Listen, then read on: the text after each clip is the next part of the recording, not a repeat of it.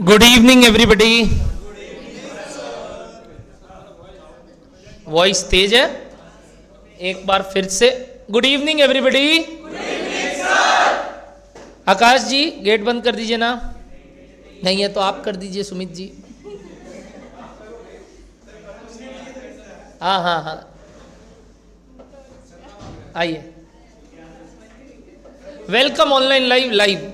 Online live में बहुत लोग हैं, मैं देख सकता हूँ। आज पहला क्लास रहता है तो रहते हैं, लाइव में भी सेम सिनेरियो, पहला क्लास रहता है तो रहते हैं। बट ये particular subject again a interesting subject but yet theory subject, तो कुछ मेरिट्स एंड कुछ डीमेरिट्स है इस सब्जेक्ट्स के।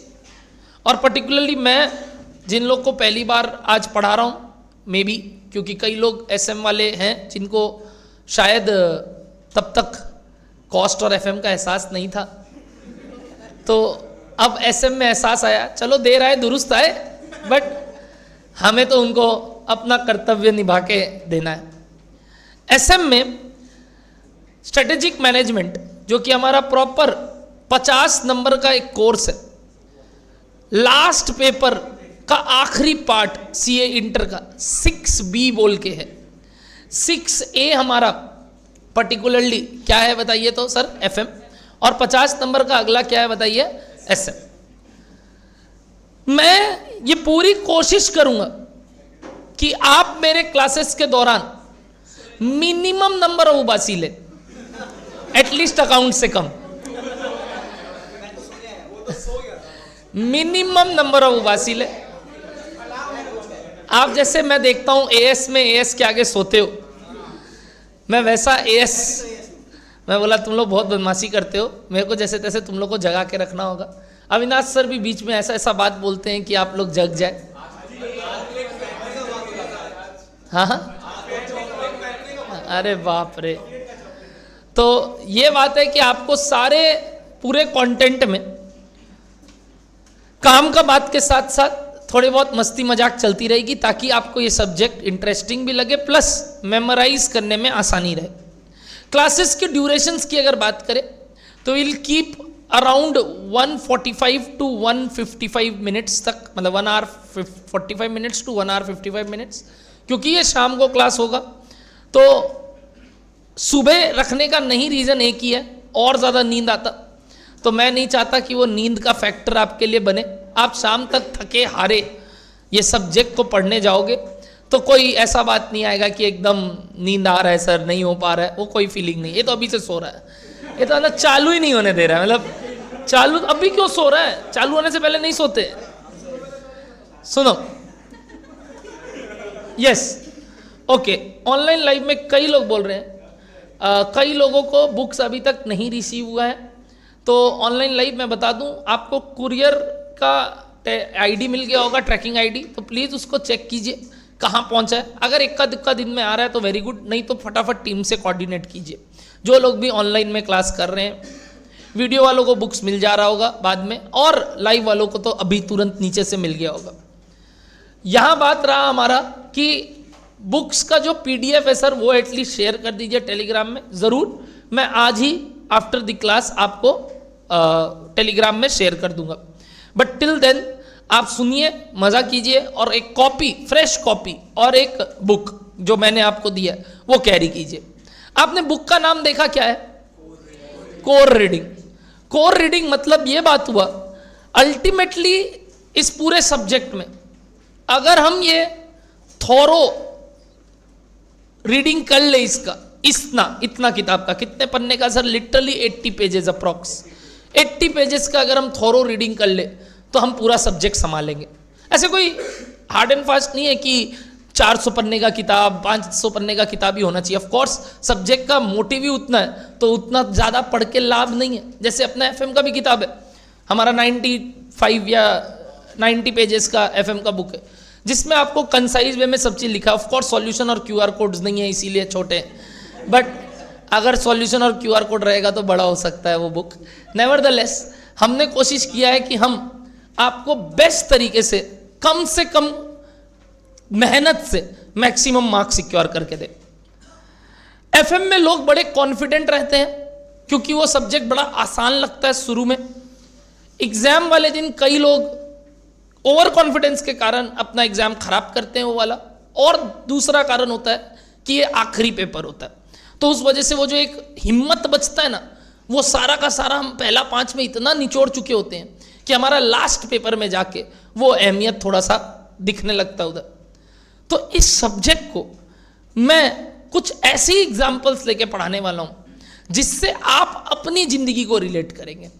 लोगों को लगता है स्ट्रेटेजिक मैनेजमेंट, नाम से ही समझ में आ रहा होगा कि बिजनेसेस यूज करते होंगे, है ना, फर्म्स यूज करते होंगे, इंडस्ट्रीज यूज करती होंगी, बट ये आज जमाने में हम भी यूज करते हैं। भले ही हम मैनेजमेंट नहीं, हम खाली स्ट्रैटेजी बनाते होंगे, और हम निजी जिंदगी में ये वर्ड बहुत बार आपस में दोस्तों के साथ, टीचर्स के साथ, अपने यार और जितने भी क्या बोलते हैं उसको, अपने घर पे सपोज कोई सीनियर है या मम्मी है, पापा है, उनके साथ इस वर्ड को लेके कभी ना कभी इंटरेक्शन कर ही लेते हैं।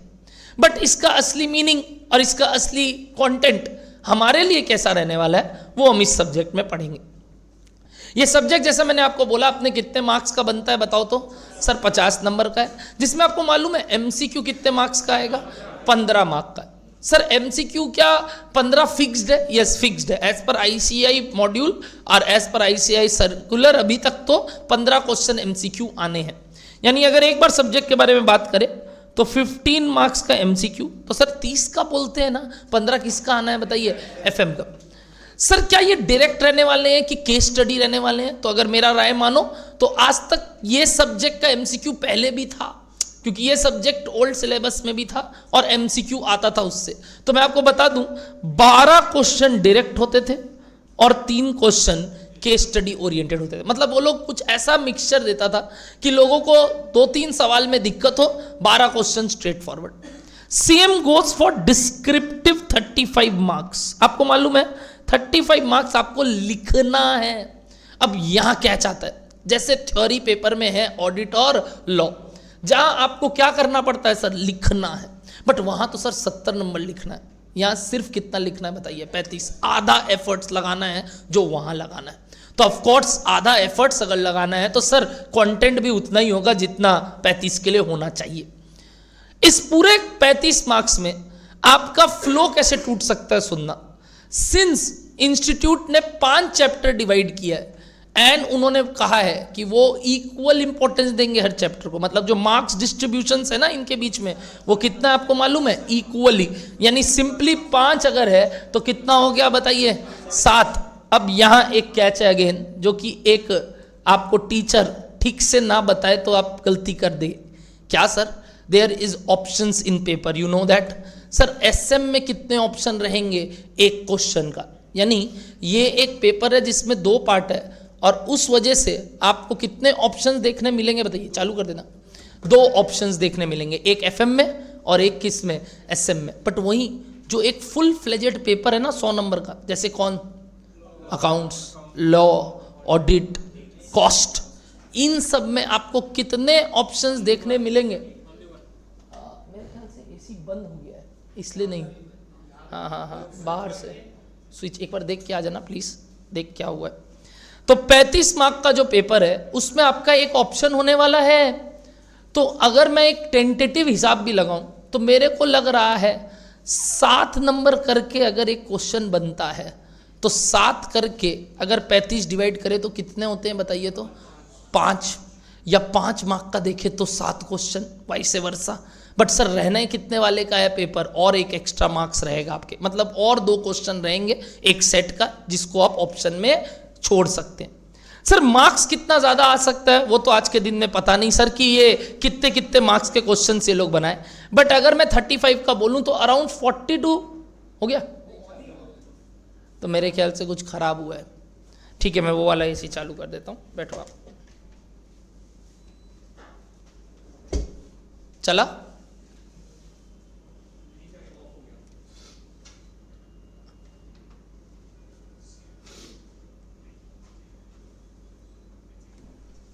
चलिए, तो 35 मार्क्स में अगर मैं आपको बात बताऊं तो इस 35 मार्क्स में सर डायरेक्ट क्वेश्चंस आते हैं कि केस स्टडी बेस्ड क्वेश्चन आते हैं? Any idea, anybody? दोनों आते हैं वापस से। मेरा एरोस से समझ में आ गया, क्या स्ट्रेटेजिक हो आप लोग, मतलब पहले से दिमाग लगा लिए इतना, वाह। सुनना, 25 to 28 मार्क्स क्या रहने वाले हैं बताइए? डायरेक्ट, यानी 25 to 28 मार्क्स आपको देखने मिलेंगे कि एकदम straight forward from book direct questions आए। आपको कुछ इसमें हेरा फेरी भी नहीं लगेगा, कारण एक जैसे होता है ना, डेफिनेशन बचपन में पढ़ते थे ना कि इसका मतलब क्या होता है, बस वही पूछेगा। जैसे फोटोसिंथेसिस सुना है क्या? पढ़े थे? हाँ, इतना नहीं बोलते, पागल है क्या? तो ये जो फोटोसिंथेसिस जैसे बता ना, व्हाट इज फोटोसिंथेसिस, बस डायरेक्ट सिंथेसिस, फोटो खींचना, हाँ मालूम है हमको। ये सब डेफिनेशन लिखते थे जब बड़ा चढ़ा आंसर करना पड़ता था, कि डायग्राम और बना के आते थे, ऐसे एक ठो कप में डाल देते थे, एक है ना, पागल लोग। तो ये जो पर्टिकुलर चीज़ है, ऐसा यहाँ करके मत आना कि सर हम जबरदस्ती कुछ स्ट्रैटेजी पूछा तो एक एग्जाम्पल दिए तो मैकडोनल्ड्स का फोटो बना के आ गए, वो जोकर भी बना के आ गए, दिस इज यू, ऐसे बोल लिए। ये सब करना नहीं है, कुछ डायग्राम फायग्राम बना के आ जाना कि मैकडोनल्ड्स का एग्जाम्पल लिए तो एक बर्गर बना के आए हैं सर, कि देखो ये बर्गर में चीज डाल दिया, ऐसे कर दिया। तो सिंपली 25 to 28 मार्क्स क्या रहने वाला है बताइए? डायरेक्ट, मतलब हम डायरेक्ट क्वेश्चन अटेम्प्ट करके कर सकते हैं। बाकी का 8 से 10 मार्क्स हम क्या देखने वाले हैं इसमें बताइए? केस स्टडी बेस्ड क्वेश्चन, यानी हाईएस्ट टू हाईएस्ट 2 या 1 क्या रहने वाला है बताइए? हमारा केस स्टडी बेस्ड क्वेश्चन।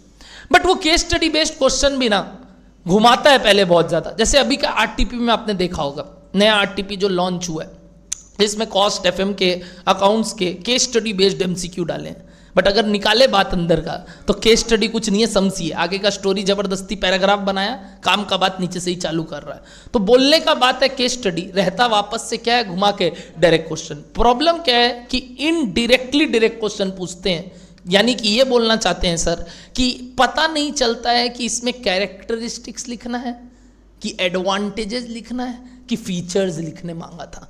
ये 3 शब्द अपने लिए तो आज तक क्या थे? सिनोनिम्स। बट शायद ये सब्जेक्ट में 3 शब्द का अलग अलग तात्पर्य हो, तभी ये आदमी बोल रहा है। हो सकता है कैरेक्टरिस्टिक्स अलग है, फीचर्स अलग है, और क्या बोला अभी एक और सर, ये फंक्शंस, ये सब अलग है। अब ये सब अगर अलग अलग बात आ जाएंगे तो हमको तो कौन सा बात लिखना है वो जानना बहुत ज़रूरी है। तो वो इनडायरेक्ट क्वेश्चन में थोड़ा ट्रिकी हो जाता है एलिमेंट। अगर मैं अब मार्क्स स्कोरिंग का बात करूं तो मैं बोलता हूं ऑन द मिनिमम साइड इस 15 में आप 9 से 10 ला सकते हैं। क्या नहीं लगता ला सकते हैं? बिल्कुल सर ला सकते हैं। नेक्स्ट, इस 35 में अगर बात करूं तो आप आराम से इस 25 से 28 में 18 ला सकते हैं। और इसमें मैं मानता हूं चलो 4 से 5 आ गया। एक बार टोटल करेंगे, 10 8 10 18 28 और 4 कितना होता है? 32। ये जो 32 मार्क का सेट बना एक 50 नंबर में, एक थ्योरी पेपर में अगर हम स्कोर कर लेते हैं और वहीं एफएम में हम 35 से 38 स्कोर कर लेते हैं, तो इस दोनों पेपर में मिला के 70 लाना तो एक मिनिमम स्लैब होना चाहिए कोई भी बच्चों का। क्योंकि मैं बता दूं, group 1 is going to be very hectic for you all to score good marks. ज़्यादातर मार्क्स कहाँ आएगा पता है? ग्रुप 2 में। और ग्रुप 2 में भी एक बम है जो आप जानते हो कौन सा बम है। वो बम ब्लास्ट होना जाए उसके लिए हमको कई तार ठीक रखने पड़ते हैं, और उनमें से एक तार ये है। अगर ये तार हिल गया ना तो वो ऑडिट का बम जोरदार फटेगा तुम्हारे ऊपर। अगर ऑडिट का बम को बचाना है तो ये समझ लेना कि ये पेपर आपको कहीं ना कहीं हेल्प करने वाला है। प्लीज़ फोकस करेंगे अपने इस पेपर में कि जितना हो सके हम लर्न जल्दी करेंगे। हम घर जाते ही इमीडिएटली क्यूमुलेटिव रिवीजन करेंगे। What do mean by cumulative revision sir? Suppose कर लो अगर मेरा 3 क्लास लगा चैप्टर 1 में, तो वो 3 क्लास जब हम 3rd क्लास रिवाइज कर रहे हैं, हम 1-2 भी रिवाइज कर रहे हैं। सर टाइम लगेगा क्या? बिल्कुल नहीं। मतलब literally you will get to know कि अगर मैं 10 मिनट और एक्स्ट्रा पढ़ लेता तो शायद 1-2 वाला क्लास भी रिवीजन कर लेता। इससे क्या होगा? हमारा काम आसान रहेगा। सर आपका पढ़ाने का मेथोडोलॉजी बता सकते हैं क्या? बिल्कुल। हम 2 तरीके से क्लास में चलेंगे। Number 1 R style, number 2 ICAI style. Obviously exam में कौन सा प्रेफर्ड है? ICAI सबसे ज़्यादा फोकस करता है इस पेपर में सिर्फ एक बात पे, और वो आप जानते हो बाकी थ्योरी पेपर्स को लेके भी, विचार कीवर्ड्स।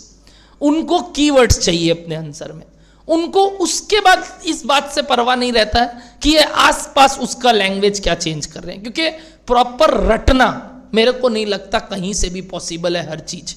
बट खास बात क्या है, ये सब्जेक्ट में वो सब बात नहीं है जो लॉ में है, जैसे कि 21 दिन के अंदर अंदर अगर ये नहीं किए तो 3 महीने के अंदर अंदर तुमको ये करना होगा, नहीं तो 6 महीने के अंदर अंदर तुमको अंदर डाल देंगे। हमको अंदर बाहर नहीं करना है कुछ। यहाँ पे आपको बहुत ही सिंपल कंटेंट है, जहाँ पे टाइम्स फिगर्स वाले चीजें याद नहीं रखने, यहाँ पे आपको कॉन्सेप्ट्स को याद रखना है। ऑल्दो कीवर्ड्स उन कॉन्सेप्ट्स में अगर हम ना लिखे तो हम मिस कर जाएंगे मार्क्स। तो मार्क्स लाने के बाद बच्चे क्या होता है ना, जब पेपर आता है रीचेक होके, जब कई लोगों का नहीं होता तो उनका दिक्कत यही होता है, they eliminate the keywords from their answer although they meant to say the same meaning word और same meaning content, but problem होता है कीवर्ड्स गायब है। तो हम ज्यादातर फोकस किस में करने वाले हैं सर? Number 1 keywords. अब इसको याद करने के तरीके, नंबर 1 तरीका होता है लोगों का कि सर हम इसका न्यूमोनिक्स बना दे, हम इसका अल्फा न्यूमोनिक्स बना दे, हम कुछ ना कुछ तरीके से इसका शॉर्टकट्स बना ले।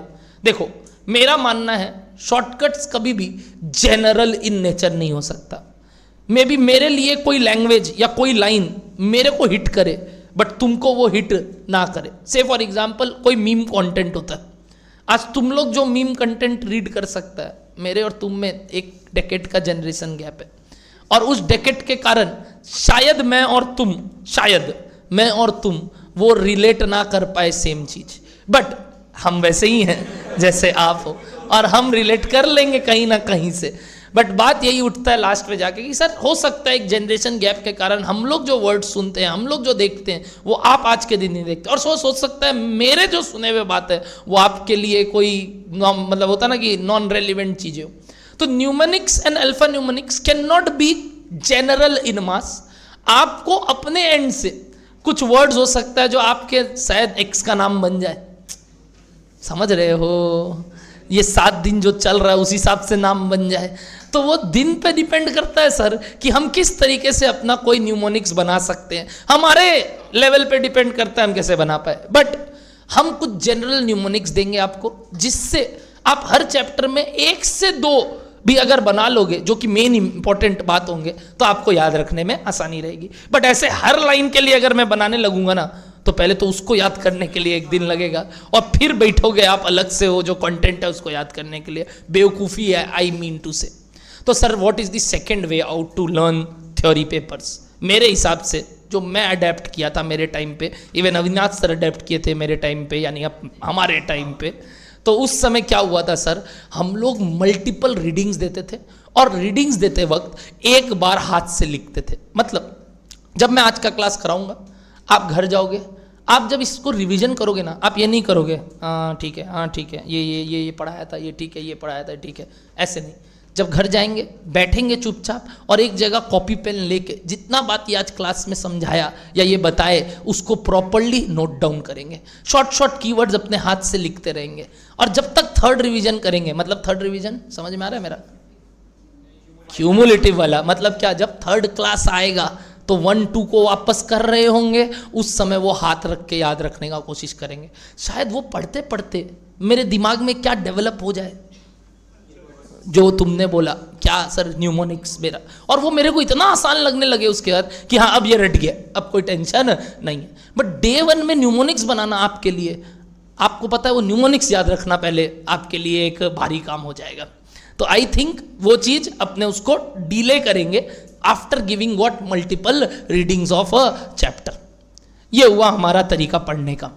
सर क्या आप कॉपी में नोट्स लिखाओगे कि बुक से पढ़ोगे, अंडरलाइन करते चलोगे, हम लोग सुनेंगे, उबासी लेंगे और सो जाएंगे? Of course not.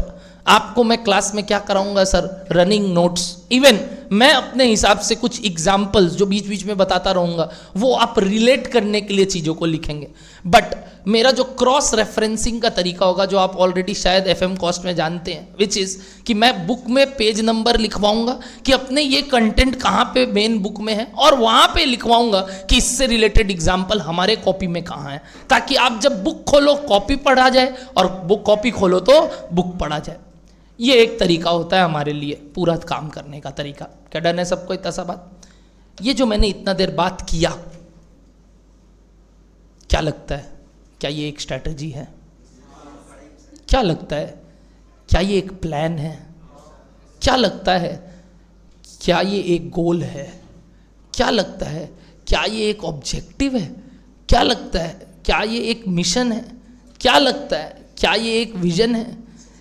सर एक मिनट, ये सारे वर्ड जो अभी आपने बोले, शुरू वाले तो इक्का दुक्का हम लोग को समझ में आया, बट ये जो पीछे में आपने सारे वर्ड्स लगाए, ये क्या थे? ये विजन, मिशन, गोल्स, ऑब्जेक्टिव्स, आप कुछ वर्ड्स बोल रहे हो जो शायद हम अभी तक अलूफ है, बट अगेन हम इन सबको अगेन सिनोनिम्स की तरह यूज करते हैं।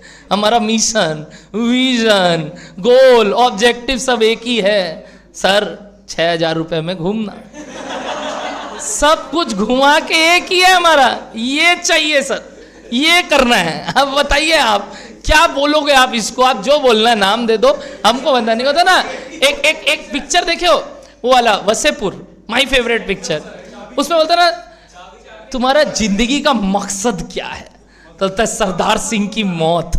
बोलता है सरदार सिंह तो कब का मर चुका है। बोला तब तो मेरा मकसद भी खत्म हो चुका है। तो ये जो मकसद होता है ना, वो ये सब जो वर्ड्स हम यूज कर रहे हैं, इतने सारे वर्ड्स मैंने अभी लिए, पक्का इनके बीच में कुछ ना कुछ डिफरेंसेस है, और वो स्ट्रेटेजिकली हमें यहाँ पे समझना है, हमें वर्ड्स को कैटर करना है और अपने आंसर्स फ्रेम करने हैं। सर करिकुलम के बारे में बता सकते हैं, देयर आर टोटल कितने चैप्टर्स? आइए फटाफट बताइए मेरे पास कितने चैप्टर्स हैं यहाँ? Only 5 chapters. सर पहले भी इतने थे क्या? जो लोग ऑलरेडी ओल्ड सिलेबस में पढ़ चुके हैं उनको बता दूं, इतने नहीं थे। पहले कितने थे मालूम? 8। तो सर 8 का 5 हो गया, मतलब कम हो गया, हिपी पूरे, ऐसा नहीं है। मैंने पहले भी बताया, वो कंटेंट को इधर से उधर पेस्ट करके इन चैप्टर्स के नाम को 5 करने का कोशिश की है, और ये 5 चैप्टर अल्टीमेटली हमें पढ़ने, जिसमें बराबर वेटेज दिया गया एग्जाम्स के तौर पे, यानी हर एक से एक क्वेश्चन आने का चांस है 7 नंबर का, और अगर 5-5 नंबर का आता है तो कोई से 5 कोई से 3 करके एवरेज में 7 कर देगा वो लोग, क्योंकि MCQs भी तो है। क्या डन है ना सबको बात? यानी रफली अगर बात किया जाए तो MCQ और मेन बुक कंटेंट को मिलाए तो 50 नंबर, 5 चैप्टर, हर चैप्टर कितने के बताओ? 10 नंबर, जिसमें रफली MCQs बोले तो 2 से 3 एक चैप्टर से, और मेन कंटेंट बोले तो 7 नंबर। तो सर ज़्यादा लोड लेना है क्या? आप खुद सोचो, अल्टीमेटली एक चैप्टर कितने मार्क्स का आने वाला है? 7, मतलब एक क्वेश्चन डायरेक्ट आएगा। और सर कितने टॉपिक्स होंगे? ऐसे 7-8 टॉपिक होंगे, जैसे प्रैक्टिकल पेपर्स में होते हैं। अच्छा, प्रैक्टिकल में जब आप पढ़ते हो, क्या अल्टीमेटली देखा जाए तो टॉपिक्स कितने होते होंगे जो एक चैप्टर में होते होंगे? 5, 7, 8, 10, उससे ज़्यादा तो नहीं होते। सिमिलरली यहाँ टॉपिक्स देखा जाए तो घुमा फिरा के कितने हैं? 7-8 ही है, और उस 7-8 में फोकस करना है। उसमें भी एग्जाम ओरिएंटेड जाए तो कुछ क्या होंगे? मोर इंपॉर्टेंट, और कुछ क्या होंगे सर? Less important. और वैसे अपने पढ़ते रहेंगे इस बात को। क्या क्या चैप्टर का नाम लग रहा है देखिए एक बार। सबसे पहले क्या हेडिंग दिख रहा है बताइए? पढ़ते रहिए, हाँ प्लीज, साथ साथ में बोलना है, ताकि एक बार होता है ना, वही जो मैंने बोला, अभी तक 3 जन ने 2 बार उबासी लिया है, 3 जन ने 2 बार उबासी लिया है। मैं काउंट कर रहा हूं, वो 3 जन समझ सकते हैं वो कौन है। आइए एक बार नाम पढ़ते हैं दोबारा से। पढ़िए क्या लिखा हुआ है? इंट्रोडक्शन टू, ओके, तो मतलब आप ये बोलना चाहते हो, आप सबसे पहले तो हमको ये बताओगे कि ये चैप्टर क्या है, ठीक है? इसके ऊपर 10 नंबर है। क्या बात समझना कि ये चैप्टर क्या है? इंट्रोडक्शन, ठीक है। अगला क्या दिख रहा है बताइए हमें? स्ट्रैटेजिक एनालिसिस, जिसके अंदर एक वर्ड है क्या?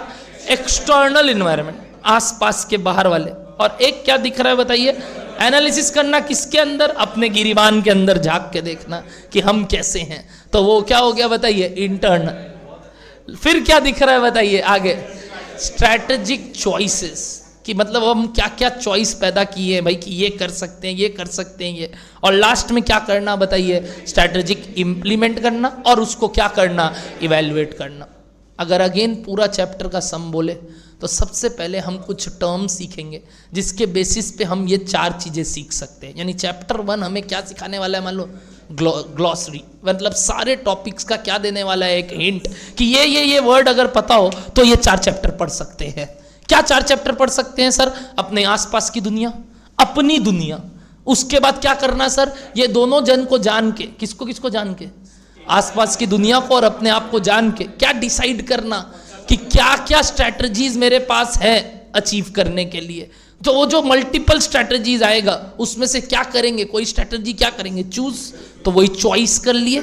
अब वो चॉइस करने के बाद उस स्ट्रैटेजी को क्या करना है, इम्प्लीमेंट, लगाना चालू करना है। इम्प्लीमेंटेशन होने के बाद हर रेगुलर इंटरवल्स में क्या करना चाहिए, उसका इवैल्यूएशन, कि वो सही जा रहा है कि नहीं जा रहा है, अगर गलत जा रहा है तो चेंज करना। क्या ऐसा काम आपने कॉस्ट में, बजट चैप्टर में भी सुना है, बजटरी कंट्रोल बोल के? क्या करते हैं सर, वही पहले एस्टिमेट करते हैं, फिर एस्टिमेट के हिसाब से काम करना चालू करते हैं, फिर अगर कुछ दिक्कत होता है तो उसको क्या करते हैं सर, चेक करते हैं, कंट्रोल करते हैं, रीचेक करते हैं। सेम काम यहाँ है। तो this chapter, this subject is very inter related to your existing subjects and we will learn through some various multiple real life examples, जिसके बेसिस पे आपको ज्यादा लोड ना लेना पड़े। अच्छा, कई बच्चे बोलते हैं सर हमें ना उसका एग्जाम्पल दीजिएगा।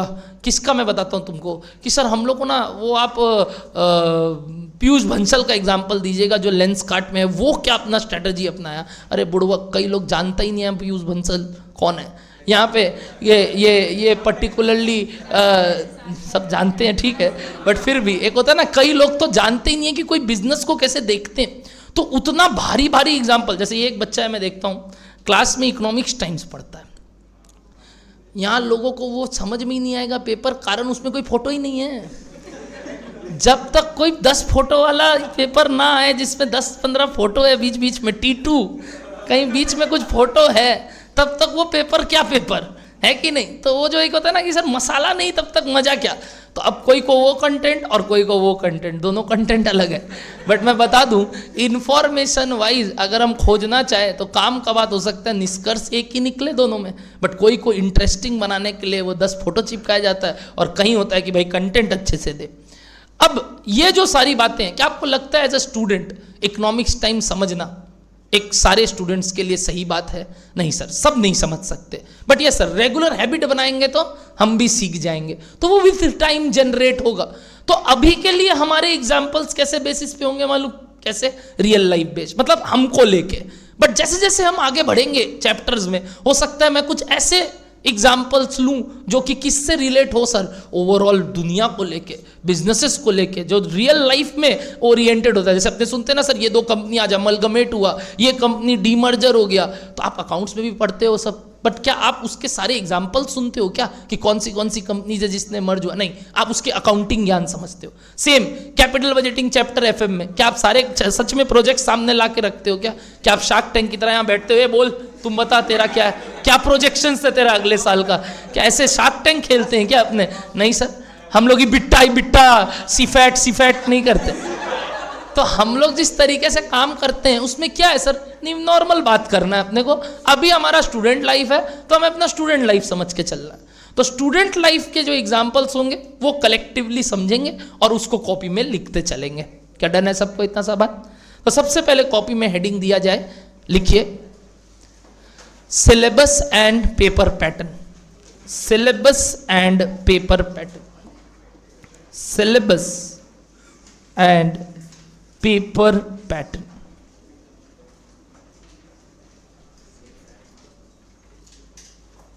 Syllabus and paper pattern.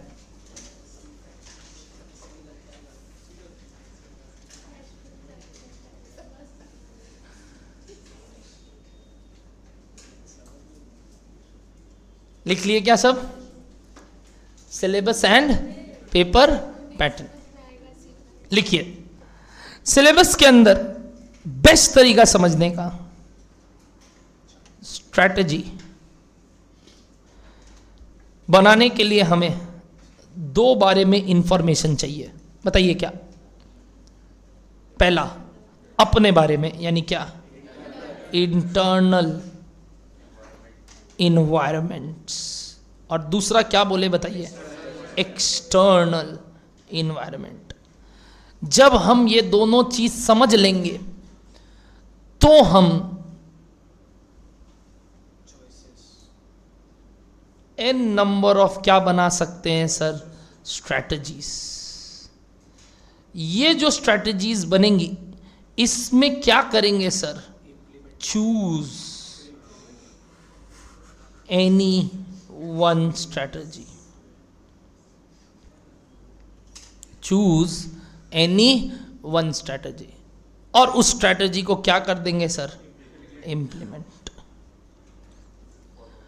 इस इंप्लीमेंटेशंस के साथ साथ कंटिन्यूअसली वापस से क्या होगा बताइए, ये इवैल्यूएशंस रेगुलर बेसिस पे चलता रहेगा। मिड ऑफ द पीरियड अचानक से कुछ चेंज आया तो इसके लिए ये वापस से क्या होगा बताइए, evaluated on continuous basis. This is our subject. क्या इसीलिए ये 5 चैप्टर्स आपके आगे रखे गए? बिल्कुल सही। अल्टीमेटली ये पढ़ना है।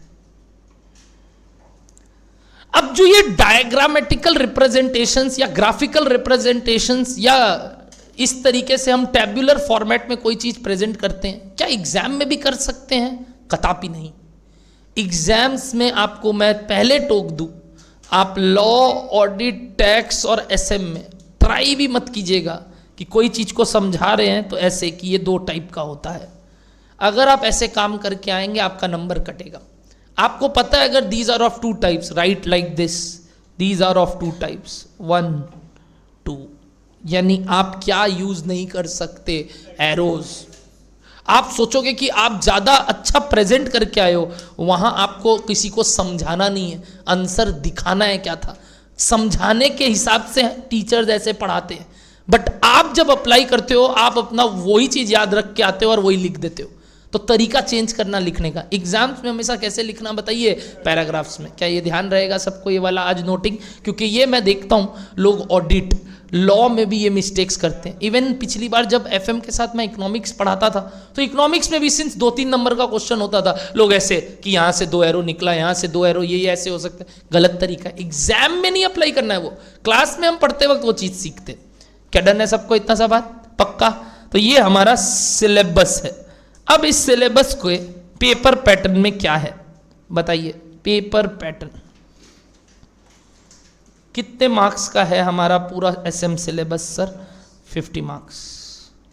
सब डिवाइडेड इनटू 2 पार्ट्स। क्या क्या? 15 marks MCQ comprising around 12 marks direct questions and 3 marks case scenarios.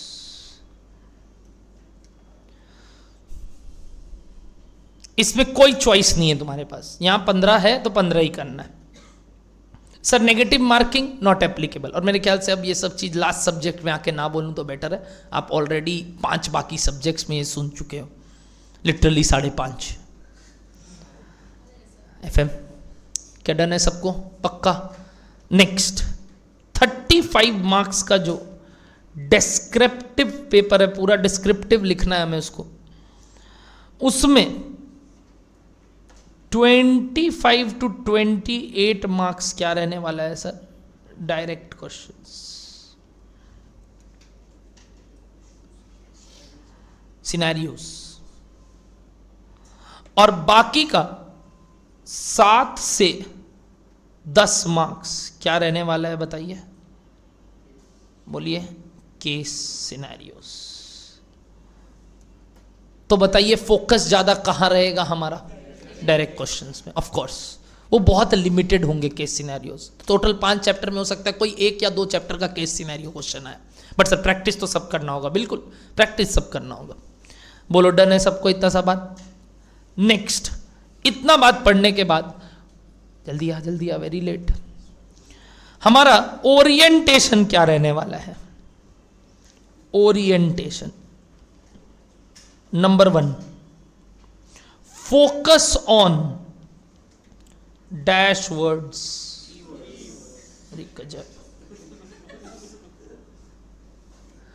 Always focus on keywords.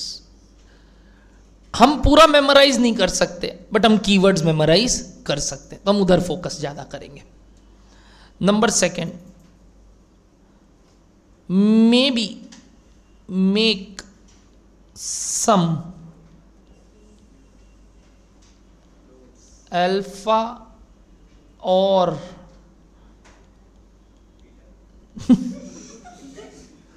number basis shortcuts to learn the main content.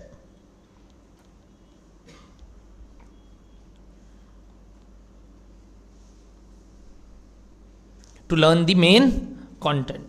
But this is now very much specific. ये सबका अपना अपना होता है, ये generally हम common नहीं बना सकते, फिर भी अगर कुछ बनेगा तो जरूर बनाएंगे साथ में। क्या डन है सबको इतना सा बात? Next number 3, be to the point. इस लाइन का मतलब बहुत अच्छे से समझना, क्योंकि मेरे टाइम से मेरे मित्र इस टॉपिक में गलती करते आ रहे हैं। कोई 4 नंबर का सवाल आया तो उनको लगता था, क्योंकि हम बंगाल बोर्ड के थे, कि 8 पॉइंट तो कम से कम लिखना पड़ेगा। पता चलता है उस पूरे टॉपिक को है ही उसमें 3 पॉइंट, बट आया कितने के लिए? तो जबरदस्ती तोड़ेंगे। अब 8 तो बना के रहेंगे इसको, जैसे तैसे आसपास का कहानी लिख के आ जाएंगे। ये प्रॉब्लम हुआ मेरे मित्रों को जब वो पहुंचे अपने ऑडिट के पेपर में, लॉ के पेपर में। मैं ये महसूस किया कि मैं बैठा था एग्जाम देने और मेरे पीछे one of my friend was sitting, और जब वो बैठा था और मैं बैठा था, हम लोग जब ऑडिट का पेपर लिख रहे थे, आपको 32 पेज का शीट मिलता है लिखते वक्त। मेरा 24 शीट भरा था और मैंने बाकी सब में ऐसे काट के लिखा था PTO, please turn over, please turn over, please turn over. हाँ, लास्ट में पेज बचता था, आपको काटना पड़ता है। अगर आप यूज नहीं करते हो कोई पन्ना तो आपको काटना पड़ता है। तो आप वो पन्ना काट रहे हो, जैसे सपोज आपने पूरा लिखा, आपका 3-4 पन्ना लास्ट का बच गया, लूज शीट नहीं, किसका पन्ना बच गया? मेन शीट का, तो वो काटना पड़ता है। मेरा पीछे वाला 3 बार तो मैम को बुलाया है लूज शीट लेने के लिए, ma'am loose sheet, ma'am loose sheet, और एक लूज शीट में 4 पेजेस होते हैं, और वो 3 लूज शीट लिया, और हमको शर्म आ गया वहाँ बैठ के कि हम 24 पन्ने में पूरा इंटेंट लिख के हो गया मेरा 100 नंबर। हमारे टाइम में तो एमसीक्यू भी नहीं था, तो हमको लगा यार हम तो गया। ये क्लास में सब लोग एमसीक्यू के लिए, सॉरी पेपर के लिए क्या मांग रहे हैं? लूज शीट, और हम तो मेन बुक का भी 8 पन्ना को पीटीओ लिखा है। हम तो गया, अब हम कुछ नहीं कर सकता। जब रिजल्ट आया, आई रिमेंबर द मार्क्स, उसका आया 43, मेरा आया 71 ऑडिट में। और जब ये ऑडिट में मेरा मार्क्स आया, EISM में, हमारे टाइम में EISM था जो तुम्हारे एक टर्म पहले तक था, मेरा उसमें 63 था। तो मेरे को ये महसूस हुआ कि ये एग्जेम्पशन लाने का रीज़न क्या था मालूम? टू द पॉइंट रहना। हम ज़्यादा इधर उधर का बात नहीं किए। हमको अगर लगा इस आंसर 4 मार्क का है बट है इतना ही लिखने का, तो लिखेंगे उतना ही। जबरदस्ती इस आंसर को ड्रैग करने का दरकार नहीं है कि 8 नंबर का आया है तो कम से कम 16 पॉइंट तो लिखना है, 8 नंबर का आया और 6 पॉइंट है तो 6 लिख के आना है, बट करेक्ट लिख के आना है, सही वर्ड्स यूज करने हैं। और वो डिफरेंस दिखा मेरे को मेरे पेपर और उनके पेपर्स में। तो ये जो फर्क है ये आपको समझना है थ्योरी पेपर को लेके। स्पेसिफिकली मेरा पेपर, तो मैं तो अपने पेपर में पूरा वैसे ही कराने लगा। हेंस मेरे बुक का नाम क्या है, जिसमें मैं सब चीज कहाँ गया हूँ एकदम टू दी पॉइंट, कोर में, मेन बात पे। अगर मेन बात समझ लेंगे, हमको और कुछ बात नहीं समझना है। इसलिए आपको ऊपरा ऊपरी दिखावा नहीं दिखेगा मेरे बुक में। मेरे बुक में एकदम कंटेंट है फ्रेश, कोई ज़्यादा हेरा फेरी जबरदस्ती पन्ना जोड़ना कि पीछे क्वेश्चंस लिख देना पे बुक बढ़ाने का कोई काम नहीं है। अपने को ये समझना होगा कि अपने मेन कंटेंट पढ़ने वाले, क्या डन है सबको इतना सा बात? तो बी ऑलवेज क्या बताइए, to the point. Fourth important part, always revise cumulatively. Always revise cumulatively. कभी भी पढ़ने बैठो, थर्ड क्लास का रिवीजन कर रहे हो तो 1 2 3 पढ़ना, फिफ्थ क्लास का रिवीजन कर रहे हो तो 1 2 3 4 5 पढ़ना। सर ऐसे थोड़ी 20 करेंगे तो 1 से लेके 19 क्लास पढ़ेंगे, नहीं यार, उस चैप्टर का जितना क्लासेस हुआ वो जरूर पढ़ेंगे। बट अगर ऐसे करते रहेंगे तो वो मल्टीपल रीडिंग के साथ वो कंप्लीट होगा, plus 1 time handwritten practice.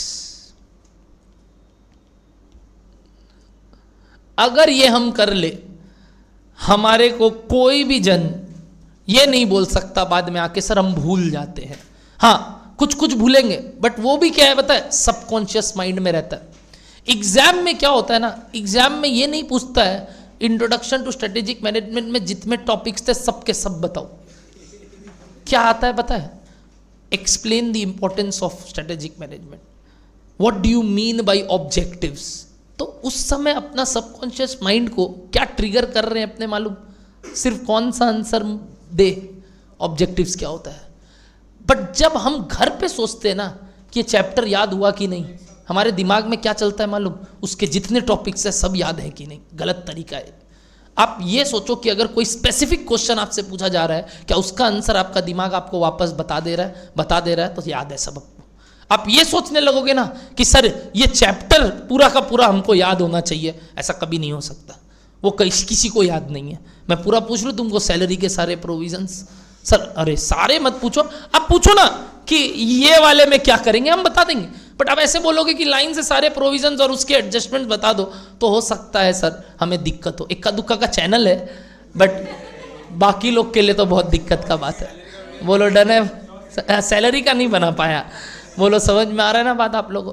तो ये जो पर्टिकुलर बात मैंने आपको बताया अभी, ये चीज़ बहुत प्रिसाइजली हमें यूज़ करना चाहिए। तो ये थे मेरे तरफ से कुछ टिप्स कि हमारा ओरिएंटेशन क्या रहने वाला है अपने लिए। अब बात आता है क्लास में क्या करना है सर। नंबर 5 लिखिए, write down examples and some running notes in copy plus referring it to the main or core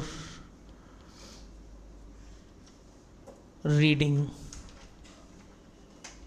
book।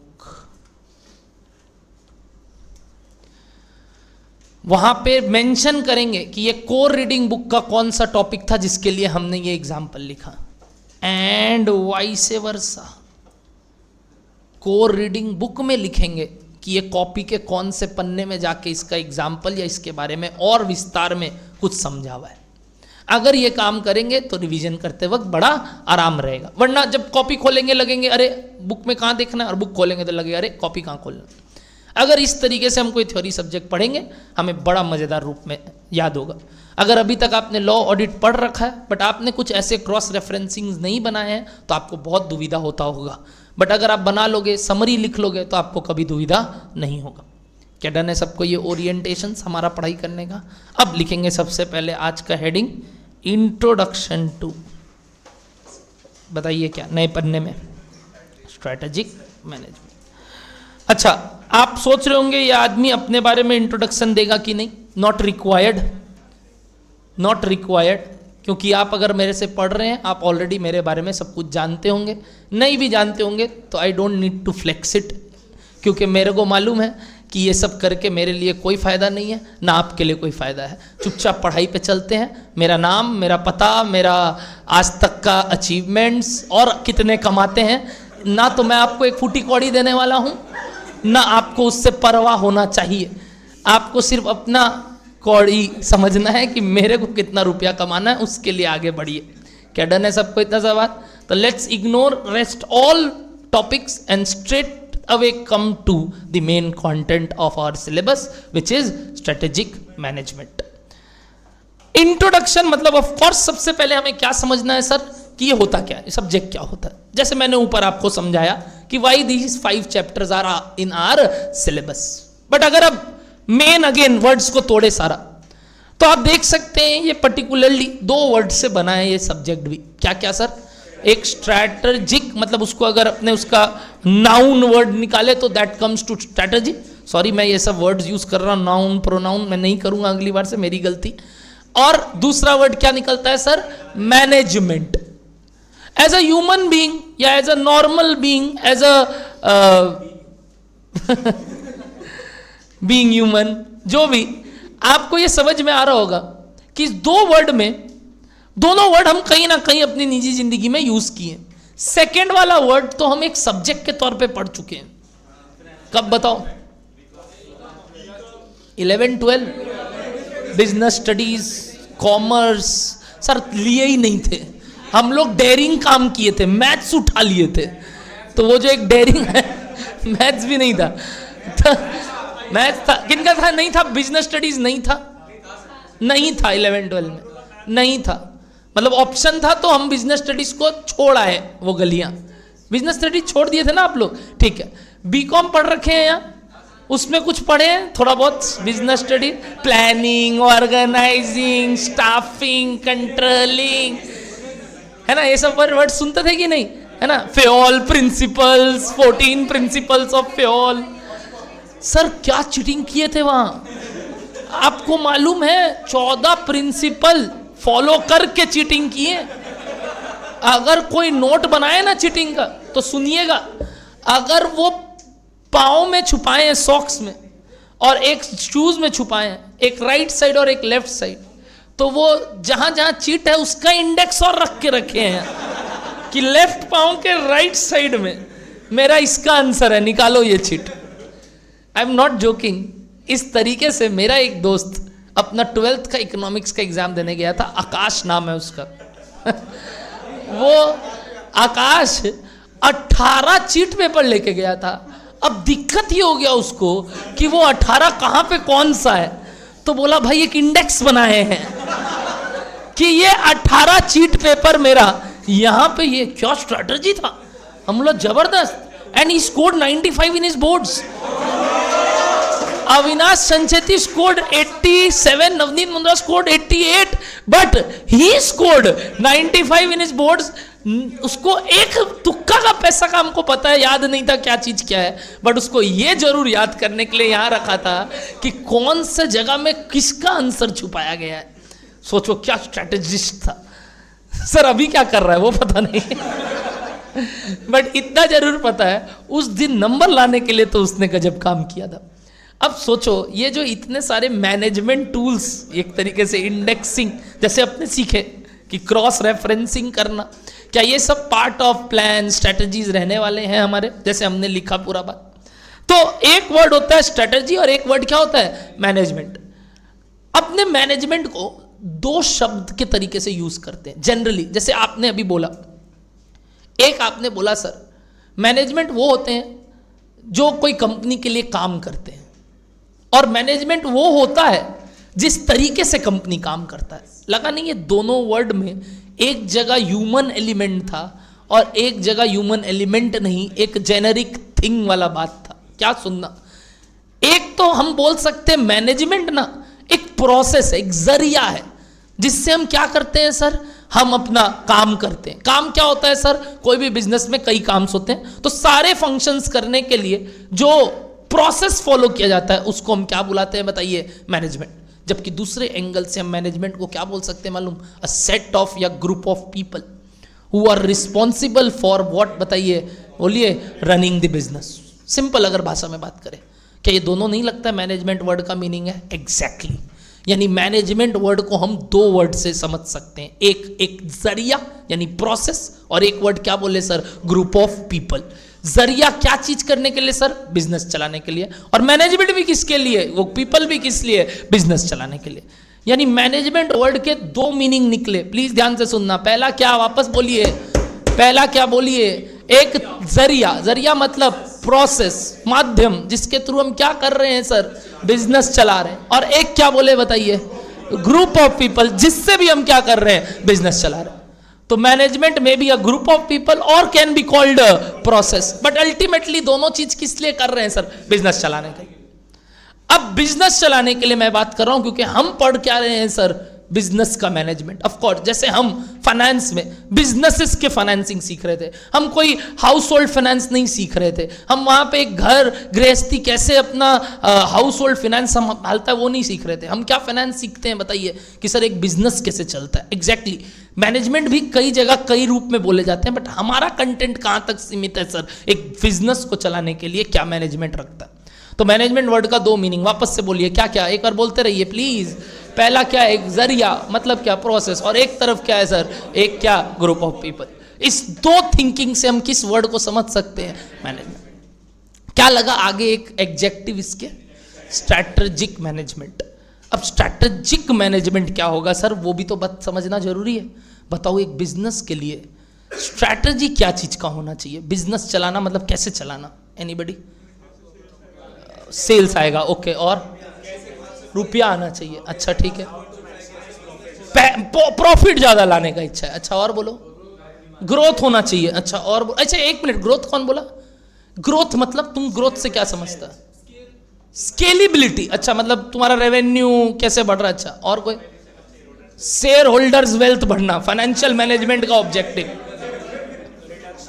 और बोलो, और बोलो, कॉस्ट कम करना, अच्छा ठीक है, अच्छा। सही बात बताऊं, ये अल्टीमेटली क्या करना है अपने को?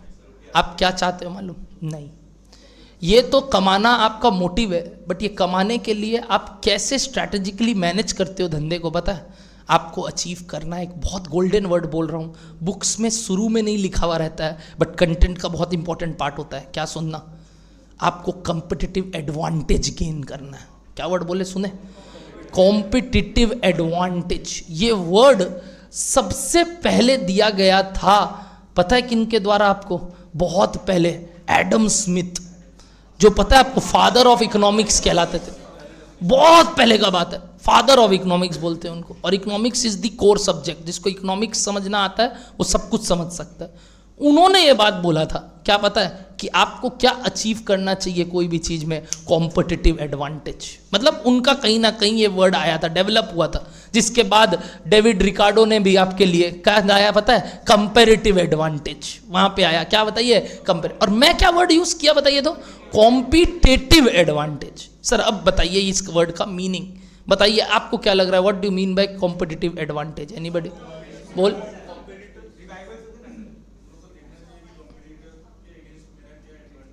ओके, कंपेटिटिव एडवांटेज गेन कैसे किया जाता होगा? सिंपल सा बात है सर, कंपेटिटिव एडवांटेज मतलब ये होता है कि उस पर्टिकुलर चीज में हम बेस्ट है, बेटर नहीं, हम बेस्ट है। अगर कोई ये चीज करा रहा है तो ये इससे बढ़िया नहीं करा सकता। अगर हम ये अचीव कर ले तो हम क्या अचीव कर चुके हैं बताइए? Competitive advantage. मतलब हम अपने कंपटीशन में सबसे एडवांटेजियस है। मोनोपोली नहीं हो सकता। हमको क्या अचीव करना है बताइए? बोलिए, कॉम्पिटिटिव एडवांटेज। मालूम है लोगों को कि इस चीज को अगर बताना है तो ये चीज, ये काम, ये पर्टिकुलर थिंग मेरे से बढ़िया कोई नहीं कर सकता। सर ये बिलीव है कि ये सच में अचीव करना, ये सच में अचीव करने को क्या बुलाते हैं बताइए? Competitive advantage. Sir how can we say कि we have earned a competitive advantage? जब ये समझ लेना, जैसे अगर आप कोई प्रोडक्ट बेचते हो तो मार्केट में अपने बोलते हैं ना, यार इसका नाम सुने हैं, सुने हैं, इसका नाम सुने हैं। एक होता है ना, इसका नाम सुने। दूसरा, सर ऑलमोस्ट 50% से ज्यादा लोग वही पर्टिकुलर चीज यूज करते हैं, तो उसको हम बोलते हैं कि उन्होंने क्या अचीव कर लिया बताइए? Competitive advantage. Like Colgate, Colgate हर घर पे, और आज के दिन पे अगर कोई उसको कॉम्पिटिटिव एडवांटेज को उसका कम करने का कोशिश कर रहा है तो it's an Indian company, Patanjali. Patanjali, अब जैसे मैंने बोला कि मैं कुछ ऐसे एग्जांपल्स लूंगा जो अपने हाउस होल्ड से चालू होते हैं बट अगेन बिजनेस तक लेके जा रहा है। तो मैं आपको बता दूं, वो एक ऐसी कंपनी बना रहा है पतंजलि, जो कि क्या करने वाला है बताइए सर? अब उसका जो कंपिटिटिव एडवांटेज है ना, वो कम करने वाला है। मतलब आने वाले टाइम में ये अपने देखने वाले हैं कि हर घर दंत कांति होगा। हर घर कोलगेट होगी नहीं पता नहीं, बट दंत कांति तो पक्का होगा। सर हम तो क्लोजअप यूज करते हैं ना, क्योंकि उसमें बोलता है पास आओ, वो होता नहीं है, ट्राई मत कर लेना। वो सब दिन भर सुबह सुबह करके आने से कोई फायदा नहीं है, तो वो मार और खाओगे उल्टा। तो हाँ मुंह में जाके उसके फूक और रहे, तो वो कंपिटिटिव एडवांटेज नहीं हुआ। कंपिटिटिव एडवांटेज मतलब तुम देखते हो कि हर घर में सर देख रहे यही पर्टिकुलर प्रोडक्ट है, जो भी इस चीज को यूज करता है या इसके बारे में बात करता है तो इनका बात तो होता ही है। से फॉर एग्जाम्पल सीए का कोचिंग, नवीन क्लासेस का बात होगा ही होगा। अगर होगा ही होगा मतलब क्या किए हम लोग सर? हम लोग कंपेटिटिव एडवांटेज गेन कर चुके हैं। अगर बात होगा ही होगा मतलब वी हैव अचीव्ड व्हाट बताइए? Competitive advantage. तो इसको बोलते हैं अचीविंग व्हाट बताइए? Competitive advantage. तो एक स्ट्रैटेजिक मैनेजमेंट क्या होता है सर? एक स्ट्रैटेजिक मैनेजमेंट वो होता है, वो जरिया जिससे हम क्या अचीव कर सके बताइए? Competitive advantage. This is a very very very very very very important word. क्या लिखेंगे ये दो बात एक बार कॉपी में लिखिए। पहले मैनेजमेंट वर्ड लिखेंगे और दो एरो निकालेंगे। वैसे इन सब के ऊपर विस्तार में लिखा हुआ है, मैं लेके जाऊंगा, बट अभी क्या कर रहा हूं बताइए? एक बार लिखवा दे रहा हूं शॉर्ट में। हाँ कई लोग रनिंग में उतार लिए, वेरी गुड, बट कोई नहीं उतारे हैं तो फटाफट लिखेंगे। मैनेजमेंट से अभी दो एरो, बताइए क्या क्या वर्ड बोले थे? एक इट इज अ प्रोसेस और एक तरफ it is a group of और set of people. Ultimately what, दोनों ही जुड़ के वापस क्या बना सर? To run business. अब है अंदर का बात और डिफिकल्ट मतलब और कुछ भी वर्ड्स याद रखने, बट जो मेन वर्ड हो सकता था मैं वो यहाँ पे आपको पहले लिखवा रहा हूं। क्या डन है सबको इतना सा बात? आगे क्या एग्जेक्टिव लगा बताइए? तो स्ट्रैटेजिक मैनेजमेंट। सर ये भी क्या हुआ? अगेन इट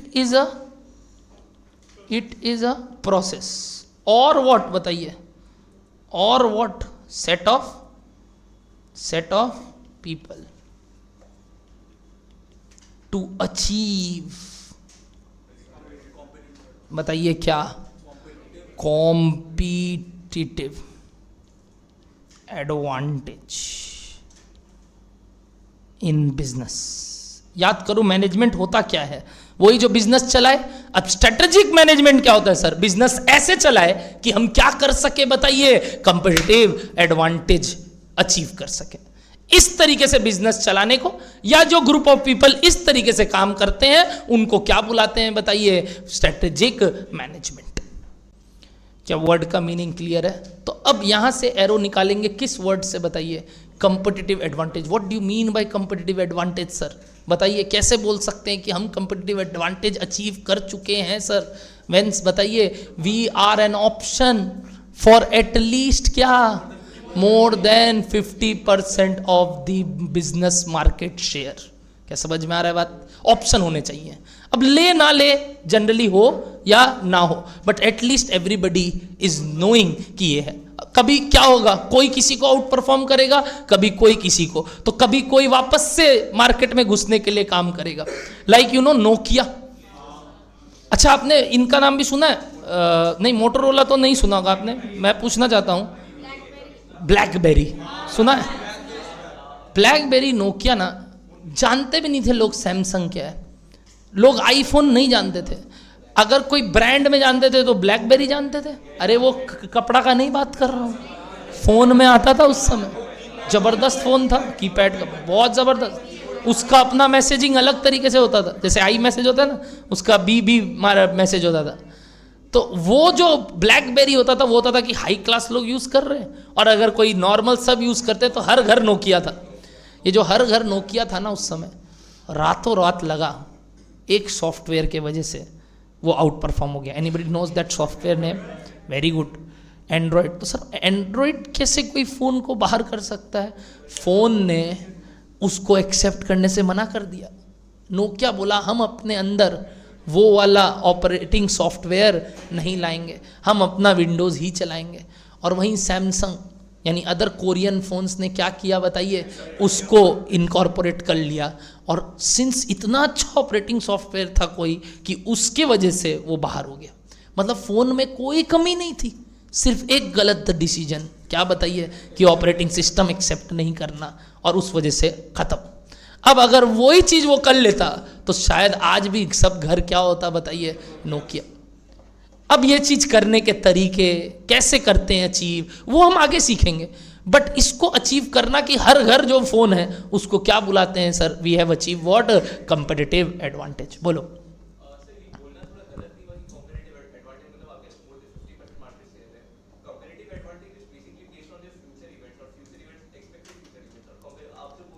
नहीं, हम ऑलरेडी अचीव कर चुके हैं, तो वो पर्टिकुलर चीज होता है कि मैंने कंपेटिटिव एडवांटेज गेन कर लिया।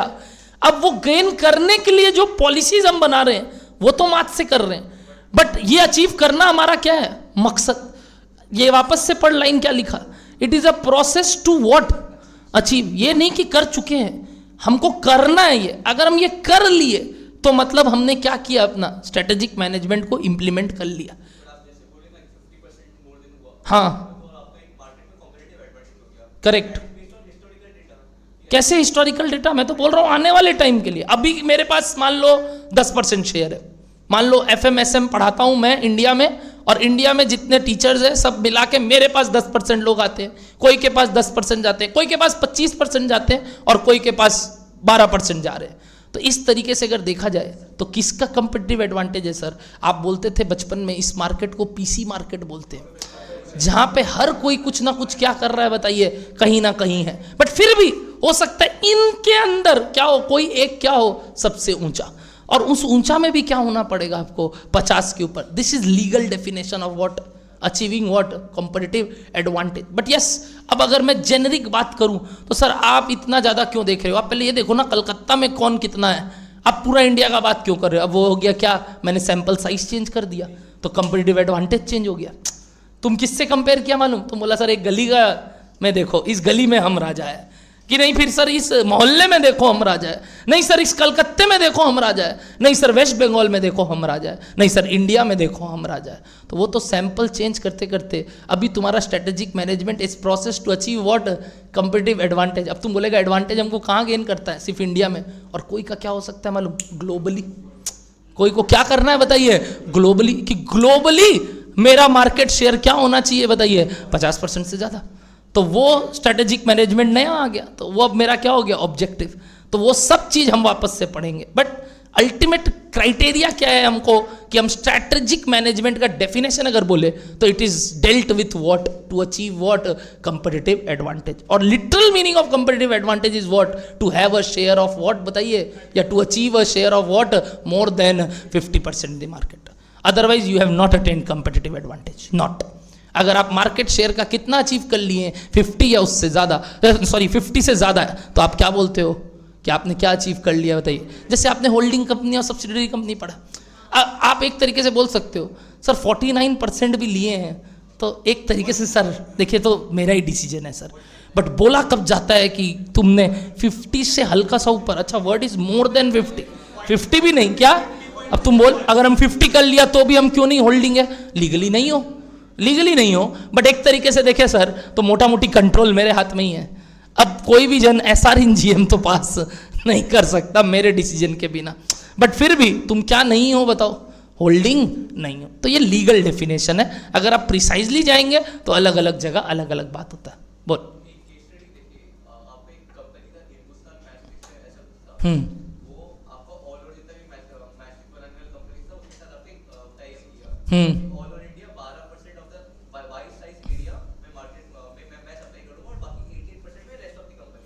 क्या बोला सुनना, ये 12% मार्केट शेयर कोई एक पर्टिकुलर मैच स्टिक कंपनी ने लिया और बाकी 88% बोला रेस्ट ऑफ द कंपनीज कर रहा है। बोलो।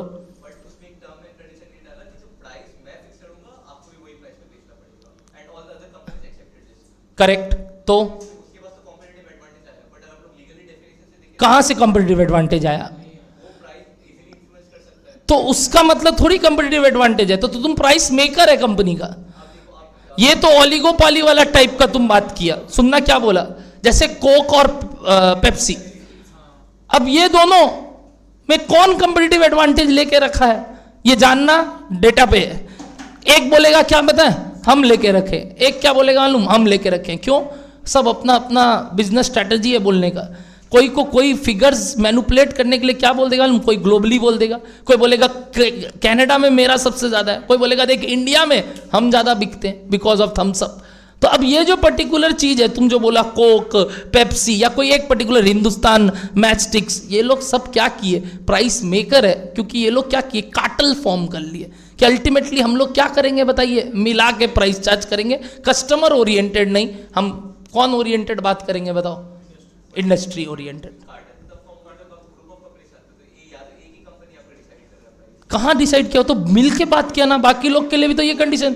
अच्छा बाकी लोग नहीं बात करता तो मना कर देता तो कैसे खा लेता, क्या करके, तो गिरा नहीं सकता। कंपटीशन एक्ट 2002 उसको रोक देगा क्या, बट खत्म। यहाँ अगर ऐसा ही होगा तो कोक सबसे पहले 1 रुपया में पेप्सी बेचेगा, अपना कोक बेचेगा कि पूरा पेप्सी का मार्केट खत्म, और वही पेप्सी बोलेगा 1 रुपये में बेचते हैं पूरा मार्केट खत्म। तो करेक्ट, यही तो बोले। तो अभी कंपटीशन एक्ट के साथ हम कैसे कंपटीटिव एडवांटेज गेन करें, बस करना पड़ेगा, पढ़ लेते हैं। तो let's us not debate any more. देखो मैं सच बताता हूं, सब्जेक्ट को लेके ना माथा फोड़ी ज्यादा करेंगे तो खुद परेशान हो जाएंगे। Let us study to the main part. और ये समझते हैं कि कुछ कुछ चीज बाई हार्ट समझना भी पड़ेगा कि यदि हमको अच्छा नहीं भी लग रहा है तो भी ऐसा है कि ये होता है तो होता है।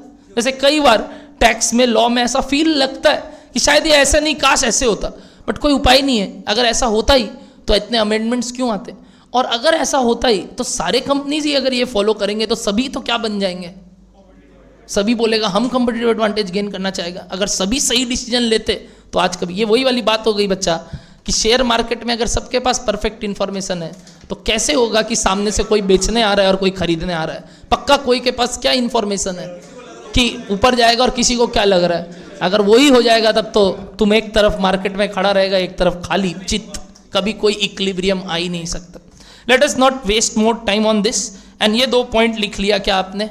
अब हम पढ़ते हैं इसका बुक कंटेंट। रेफर करो पेज नंबर, बुक में रेफर करो पेज नंबर 1, पेज नंबर क्या 1। और कॉपी में भी, बुक में भी लिखोगे कि आपने ये जो थीम वाला पार्ट है वो कॉपी के पेज नंबर में भी 3 या 2 में चालू किया, क्योंकि एक पन्ना शायद आपको वो सब ज्ञान लिखने में लग गया। ये क्या लिखा है मैंने, कॉपी का पेज, और वहां क्या लिखा है मैंने, बुक का पेज। अगर ऐसे आप रेफरिंग करेंगे तो आपको कभी भी दिक्कत नहीं होगा। चलिए let us now understand these 2 words again. Theme, let's break the term. क्या क्या टर्म था बताइए इस सब्जेक्ट में, एक स्ट्रैटेजी और एक मैनेजमेंट। अब what do you mean by the term क्या, management. The term management can be used in 2 senses. जैसे मैंने बोला 2 वर्ड का मीनिंग है। देखिए की वर्ड हाईलाइटेड है, की क्या, की वर्ड भी नहीं और की वर्ड हाईलाइटेड है, की वर्ड हाईलाइटेड है। की group in an organization in charge of its affairs, यानी बिजनेस डिसीजन लेने वाले जो मेन पर्सन्स होते हैं उनको हम क्या बुलाते हैं बताइए, बोलिए, मैनेजमेंट। तो सर वर्ड क्या आना चाहिए, की ग्रुप, कौन, इन charge of it's affair. It's affair मतलब किसके अफेयर, बोलो ना, ऑर्गेनाइजेशन, यानी क्या कंपनी के अफेयर्स। दिख नहीं रहा है क्या, आ गया। The survival and success of an organization depends to the large extent on the competence and character of its management. अपने जैसे बोलते हैं ना कंपनी क्यों फेल किया, कारण इसका मैनेजमेंट वीक था। जैसे अपने बेस्ट एग्जांपल दे सकते हैं विजय माल्या, कि सर उसका कोर मैनेजमेंट टीम क्या कर दिया सर, वीक हो गया, खराब हो गया, सही लोग नहीं थे जो सही फाइनेंशियल और जो स्ट्रेटेजिक डिसीजंस थे वो नहीं ले पाए, तो उस वजह से वो फेल हो गए। Yes, there are Anil Ambani. तो कई अपने तो बड़े बड़े नाम सुनते हैं तो बड़े बड़े नाम याद है, बट इस बाबू को सारा याद होगा और भी छोटा छोटा। बट मैं ये बोलना चाह रहा हूँ एक बार के लिए अपने अपना लिमिटेड कंटेंट के हिसाब से चलते हैं, जो जनरल मास समझे। क्या डन है सबको इतना सा बात, जो चर्चा करने वाली बात है वो बाद में करेंगे। तो ये किस पे डिपेंड करता है सर, उनके क्या competence, what do you mean bye competence, उनका क्या अचीवमेंट्स है, जैसे अपने बोलते हैं ना कंपिटेंस होना चाहिए, जैसे आपकी कंपिटेंस क्या होगी, आप क्या बन चुके होंगे जब सीए, तो आपकी कंपिटेंस होगी उसके अंदर कि आप कोई भी चीज़ का ऑडिट या आप कोई भी बुक्स को पढ़ना आपसे अच्छा कोई नहीं जानेगा, मतलब कोई भी फाइनेंशियल स्टेटमेंट्स को रीड करने का तरीका आपसे अच्छा कोई नहीं जानता होगा, तो वही आपने कंपिटेंस अचीव किया। और वैसे ही नेक्स्ट क्या दिख रहा है बताइए, कैरेक्टर। अच्छा, आज के डेट पे ये characters and values are more important than actual क्या आपने अचीव किया। जैसे अपने बोलते हैं ना, पैसा तो बहुत कमाया वो, बट आदमी मन का अच्छा नहीं है, बोलते हैं कि अरे मतलब ये लगता है किसके तेरे को मन में किसका बात आया आपको पता नहीं, बट ये रिलेट कर पाया, बोलता है अपना ही मारेंगे। बोलता है कि सर पैसा तो बहुत कमाया बट सर आदमी अच्छा नहीं था सर, है ना। तो अरे यार तुम लोग कहाँ जा रहे हैं, यहाँ वापस से। तो सर ये जो पैसा बहुत कमाया बट आदमी अच्छा नहीं है, या वो चीज़ जो अपने मन में बोलते हैं ना, ये कैरेक्टर का बात आ जाता है, एक एथिक का बात आ जाता है, एक वैल्यूज़ का बात आ जाता है। तो आज के दिन में सिर्फ और सिर्फ तुम पढ़ा लिखा अच्छा मतलब होता है ना कि नॉलेजेबल पर्सन हो, पैसा कमाना हो, जरूरी नहीं है। सेकेंड इंपॉर्टेंट चीज़ क्या देखते हैं बताइए हम, उसके अंदर का कैरेक्टर कैसा है। क्या डर है ना बात, जैसे मैंने आपको बताया रामचरितमानस याद है आपको पढ़ाया था, सब चीज़ में ऊपर कौन थे, रावण, बट राम सिर्फ एक चीज में उनसे आगे था, चरित्र। चाहे कुछ भी देख लो, धन, पॉलिटिकल पावर और रियल बल पावर और नॉलेज और शास्त्र का बुद्धि, जितना भी भक्त, उनसे बड़ा कोई नहीं था, उनसे बड़ा कोई नहीं था। बट एक ही चीज में वो मार खा गए और वो था चरित्र। उनका चरित्र खराब था, इसलिए रामचरितमानस हम पढ़ते हैं। तो यही जैसे वर्ड हुआ क्या, कैरेक्टर, कि सिर्फ और सिर्फ कंपिटेंस होना जरूरी नहीं है। क्या वर्ड आना चाहिए बताइए, कैरेक्टर। क्या याद रहेगा राम जी के नाम से, बोलो जय श्री राम। चलो, तो ये दो वर्ड अंडरलाइन करो, एक क्या कंपिटेंस और एक क्या वर्ड बताइए, कैरेक्टर। 1 और 2 तो दोनों सीसी है, तो ऐसे याद रह जाएगा सीसी, ठीक है। अब वही है, बनाने को कुछ भी बनाओ, तुम लोग अपना गाली देगा, कोई नया वर्ड बना देगा, हे चुप, सीसी, ठीक है, बोलो समझ। चलो चलो चलो, क्या दिखा आपको ये दो वर्ड, पक्का एवरीबडी?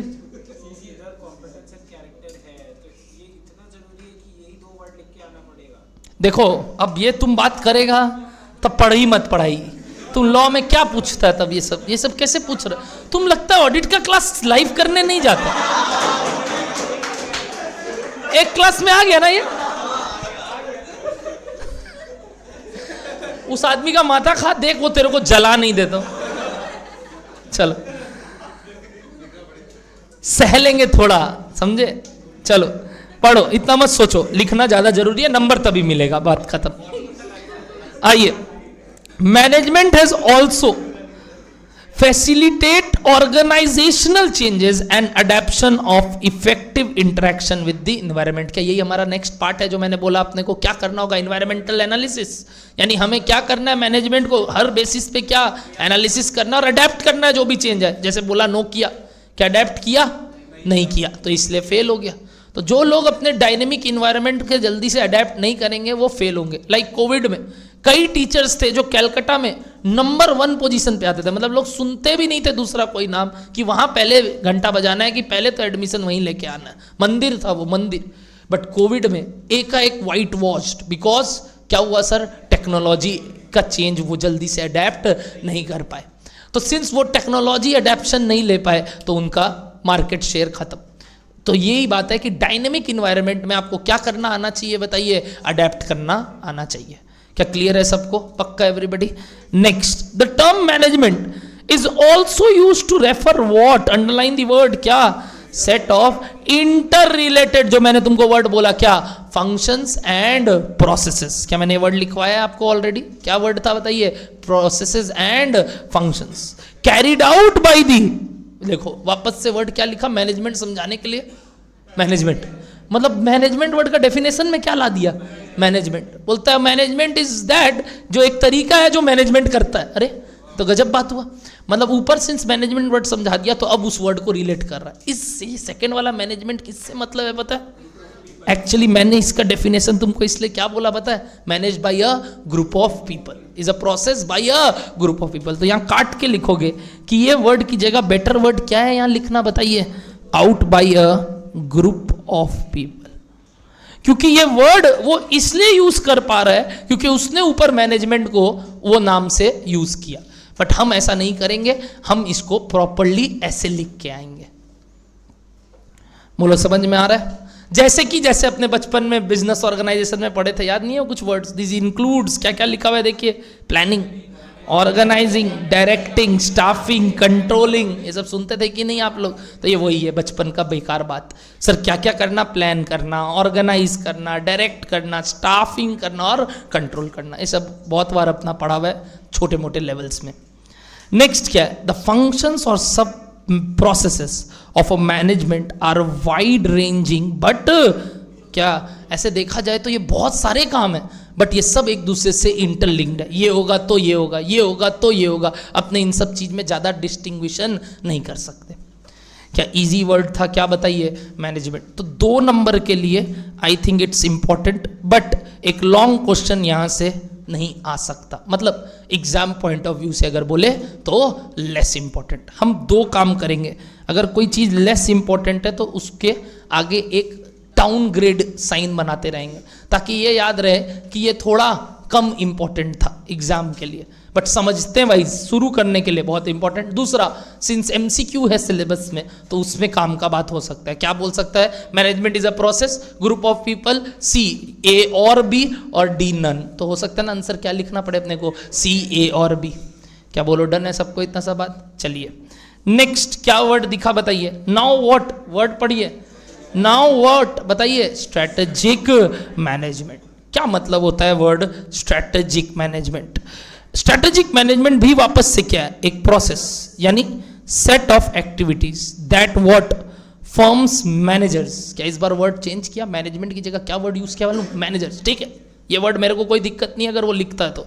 हाँ, ग्रुप ऑफ पीपल की जगह क्या वर्ड यूज करने लग गए अब, मैनेजर्स। ठीक है, अंडरटेक्स यानी हम यूज करते हैं क्या करने के लिए, to put their firm in best possible position to compete successfully in market place. क्या इसी के लिए मैंने बोला कंपिटिटिव एडवांटेज। लिख के रखो ब्रैकेट में, क्या वर्ड याद रहना चाहिए यहाँ, कंपिटिटिव एडवांटेज, कि हम मार्केट प्लेस में सक्सेसफुली प्लेस हो गए, कि अब इसका मेरे को सब लोग जानता है, प्लेसिंग है मेरा इस मार्केट में, सब कोई मेरे को जानता है, या एटलीस्ट 50% से ज्यादा लोग के लिए I am having an option.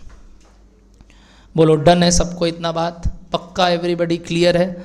अब वही आगे लिखा है कि ये और भी इंक्लूड करता है, जैसे आप कुछ वर्ड्स देखोगे, मिशन, विजन, जो कि मैं आगे वर्ड्स के तौर पे लिखाऊंगा, बट जितना मैंने अंडरलाइन करवाया है वो काम का बात था।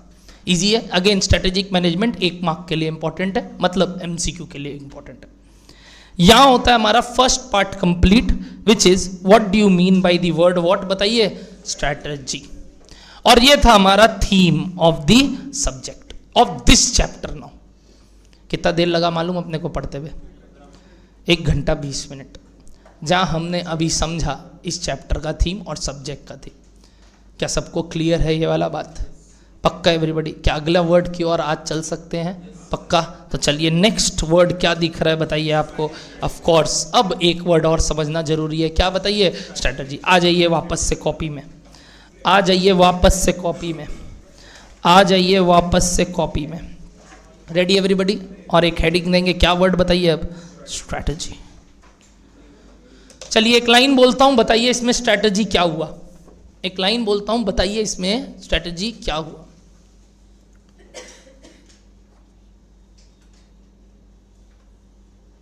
आई want to become a CA,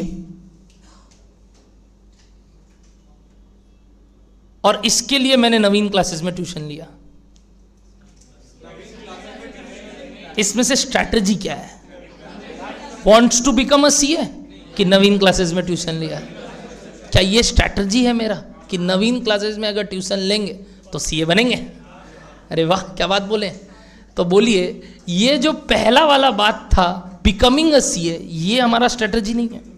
strategy है उसको अचीव करना, यानी स्ट्रैटेजी तरीके होते हैं जिससे हम कुछ अचीव करते हैं।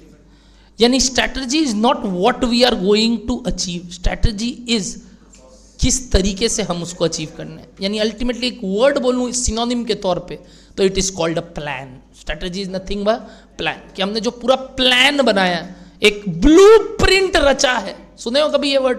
क्या बहुत बार आपने सुना होगा ये वर्ड, कॉस्टिंग में भी सुना है। हम क्या बताते हैं, अपने एक भूमि रचते हैं, क्या बोलते हैं ना, अपने रूपरेखा रचते हैं। तो वो जो रूपरेखा रचते हैं जिसके थ्रू हम क्या कर सके बताइए, वो अचीव कर सके जो हमें पाना है, उस भूमि को, उस ब्लूप्रिंट को हम क्या बुलाते हैं बताइए, बताइए स्ट्रैटेजी। अच्छा, क्या ये भूमि, मैंने ये बोला हमको फाउंडेशन पास करना है, हमको ये 14 तारीख को वैलेंटाइन रखना है, हमको ये पर्टिकुलर इंटर को इस टर्म में क्लियर करना है, नहीं। मैंने क्या बात किया मालूम, सीए बनना है, सक्सेसफुल सीए बनना है, पैसा कमाना है। ये जो पर्टिकुलर बात मैंने अभी आपको बोला, क्या ये एक शॉर्ट टर्म ऑब्जेक्टिव है कि मेरा लॉन्ग टर्म प्लानिंग है? लॉन्ग टर्म प्लानिंग, यानी strategy is not a short term planning, strategy is a long. हाँ, it is divided into various short term plans, but एक बड़ा बात करे तो strategy is not a short term planning, it is a long term plan. और the word, जो अच्छा word निकला था मेरे मुंह से, याद करो, क्या वर्ड बोले? ब्लूप्रिंट। क्या वर्ड याद रहना चाहिए? तो ये वर्ड प्लान की जगह बोलना क्या सही है बताइए? ब्लूप्रिंट। बट सर वही है, हमको प्लान इजी लगता है, बट एग्जाम में वो आंसर में क्या चाहता है, हम क्या लिखे? ब्लूप्रिंट। इसलिए मैं फोकस ज्यादा ब्लूप्रिंट में कर रहा हूं। बट अगर लिटरल मीनिंग देखे तो इट मीन्स अ प्लान। तो बताइए क्या बोले, वापस से बोलिए, क्या है वो? एक बताइए, लॉन्ग टर्म। और भी क्या वर्ड आगे लगाओगे? Long term blueprint. क्या करने का सर? क्या करना? जो मेरे क्या है बताइए? गोल्स, ऑब्जेक्टिव्स, विजन्स, मिशंस, उनको अचीव करना। यानी क्या ये हमको पाथ बताएगा, तरीके बताएंगे जिससे हम अल्टीमेटली क्या कर सके, अपने organizational goals, objectives, mission, visions को अचीव कर। सर आप तब से ये 4 वर्ड बोल रहे हो, ये 4 वर्ड आप समझाओगे तो आने वाला टॉपिक यही है क्या? Some important terms. आप देखोगे मेरा अगला हेडिंग है 3। देखिए क्या, देखिए टॉपिक नंबर 3, पूरा तरीके से बुक बनाए हैं, मजाक नहीं। क्या दिख रहा है आपको बताइए? Some important. मतलब इतने देर से जो आप बखान कर रहे हो शब्दों का, अगर वही ना समझे तो शायद ये सब्जेक्ट ना समझे। इसलिए अगला टर्म ही क्या लिखा हूं बताए? Some important terms. वो तो समझना ही है, बट उससे पहले क्या बोला समझे? डिजायर्ड क्या करना? अचीव करना। अब अगर कोई ये चीज याद रखना है तो अच्छा बात सुनना। बोलता है स्ट्रैटेजी मतलब क्या होता है? क्या करना है? क्या वर्ड बोले सुने? क्या करना है, कैसे करना है, कहां करना है। हंसो मत, हंसो मत, हंसो मत। क्या बोले? वापस से बताओ, वापस से बोलो। क्या बोले? क्या करना है, फिर क्या बोले? कैसे करना है, फिर क्या बोले? ताकि जो सोचे वो हो सके या बन सके। तो ये जो कितना करना है, आप सब चीज मत डाल। अल्टीमेटली जो चाहते हैं बनना, उसके लिए 3 जवाब मांगते हैं। क्या क्या बात जवाब मांगते हैं बताइए तो? क्या करना, दूसरा क्या बोला? कैसे करना, तीसरा क्या बोला? कहाँ करना। अगर ये 3 जवाब का सवाल, जवाब का सॉरी क्वेश्चन का, सवाल का जवाब आपके पास है तो आप समझ लीजिएगा आपने क्या बना लिया, एक स्ट्रैटेजी बना लिया। क्या बोलो, डरना सबको वाला बात। आइए पढ़ते हैं, पहले यहाँ लिखते हैं। बताइए, स्ट्रैटेजी से एक एरो निकालेंगे और लिखेंगे इसका सिनोनिम। क्या वर्ड बोला बताइए? प्लान ऑफ एक्शन, जो कि एक सिनोनिम के तौर पे हमने बोला लॉन्ग टर्म प्लानिंग या और long term blueprint. Perfect everybody? क्या करने के लिए सर? To achieve. कई वर्ड्स आपने यूज किया सर, क्या क्या बोला बताओ तो? Vision, mission, goals, objectives. Mission, vision, goals, objective. गजब गजब। To achieve mission, sorry vision, mission, goals, objective. Sir ये चारों शब्द थोड़ा समझाइएगा, जरूर जरूर, अगले क्लास का पात्र बनेंगे ये। बट अभी बताइए, क्या एक बार के लिए बात समझ में आ रहा है क्या करना है हमें स्ट्रैटेजी में? सर ये क्या जवाब देता है, ये स्ट्रैटेजी हमें क्या क्या जवाब देता है? 3 जवाब देता है। बताइए क्या क्या? क्या करना है, कैसे करना है,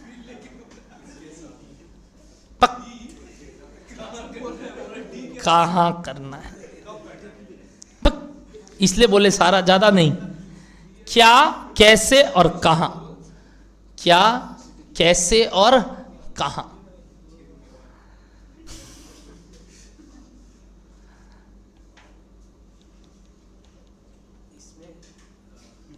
चुप रहे अभी, तुम एकदम चुप रहे, ताकि जो बनना है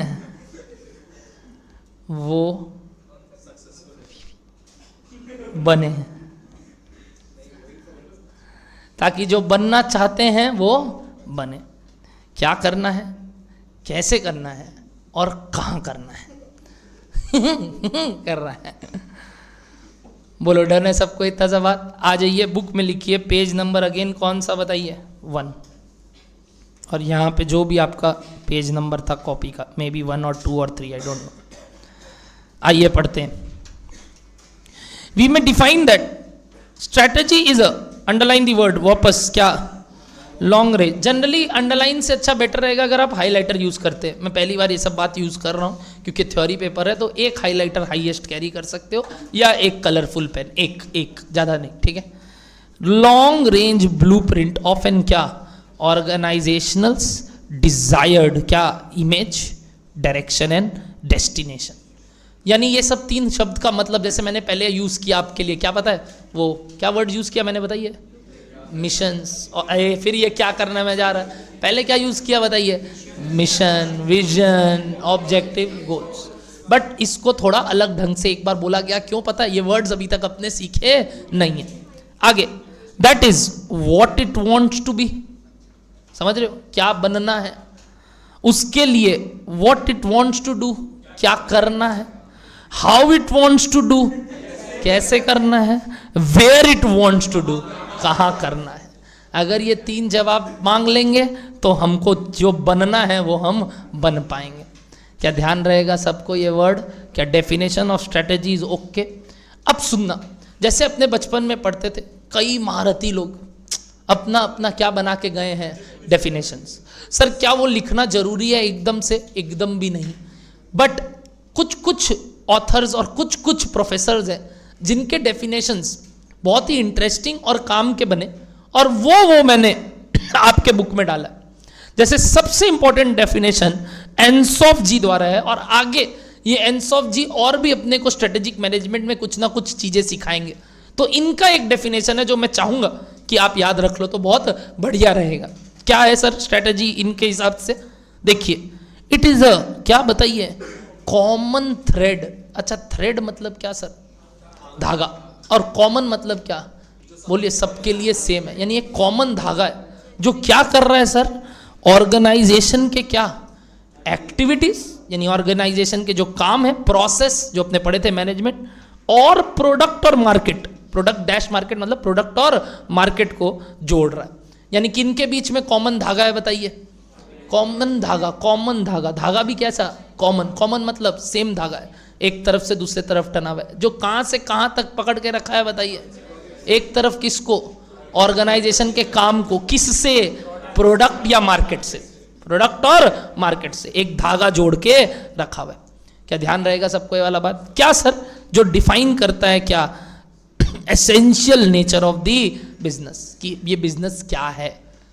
दूसरा कि उसका ऑर्गेनाइजेशन हैज और plan to be in future, यानी वो ऑर्गेनाइजेशन ने क्या सोचा है कि वो फ्यूचर में क्या होगा, उस चीज को हम क्या बुलाते हैं बताइए, एक स्ट्रैटेजी। यानी स्ट्रैटेजी एक कॉमन धागा है जो किसको किससे बांध रहा है बताइए, ऑर्गेनाइजेशन को किससे, प्रोडक्ट और मार्केट से, ताकि क्या हो सके सर, क्या क्या कर सके सर हम essential nature of the business, जो कि ऑर्गेनाइजेशन क्या करना चाहता है, सोचा था वो वहां जाएगा, वही टू अचीव जो हम बनना।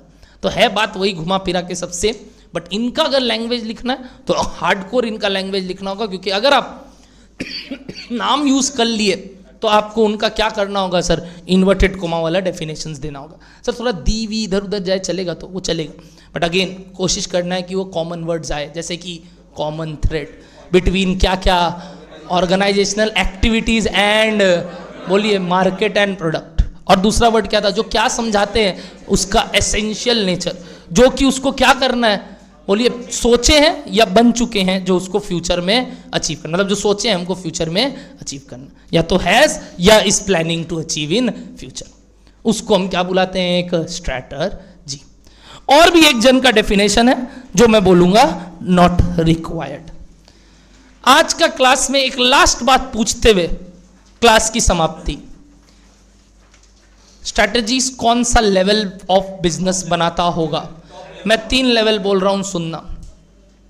एक, सबसे नीचे वाले फंक्शनल लेवल्स वाले लोग, एक बीच वाले लोग जिनको हम बोलते हैं बिजनेस लेवल या जनरली डिविजनल लेवल, और सबसे ऊपर वाले लोग जिनको हम बोलते हैं कॉरपोरेट लेवल। बताइए कौन स्ट्रैटेजी बनाता होगा? बस यहीं पे आप गलती कर दिए। आंसर इज तीनों, और यहाँ से हमारा डिस्कशन नेक्स्ट क्लास में स्टार्ट होगा। Tata bye bye everybody, thank you so much.